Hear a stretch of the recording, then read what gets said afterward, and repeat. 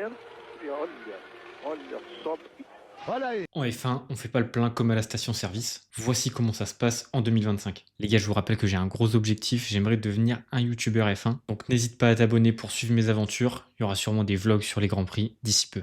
Comme vous le savez, depuis 2010, les ravitaillements en course sont interdits. On a vu des nombreux accidents dans l'histoire et on veut plus que ça se passe. Les voitures partent avec le plein dès le départ, environ 110 kg d'essence, et ça se fait dans le garage avec du matériel très spécial. Ils utilisent un rig de remplissage homologué par la FIA, c'est une sorte de grosse pompe pressurisée. Le carburant passe bien sûr par un raccord hermétique et c'est contrôlé par des bimètres. Pas de pistolet comme à la pompe, tout est surveillé et surtout ultra étanche pour éviter les départs de feu et les accidents. Et le plus impressionnant, c'est la vitesse hallucinante à laquelle vont être remplies les voitures. Pour vous donner un ordre d'idée, quand vous allez à la pompe, c'est environ 1 demi-litre par seconde. Et en F1, on parle plus de 12 litres par seconde, rendez-vous compte. Et j'aimerais savoir qu'est-ce que vous pensez de l'arrêt des ravitaillements au stand.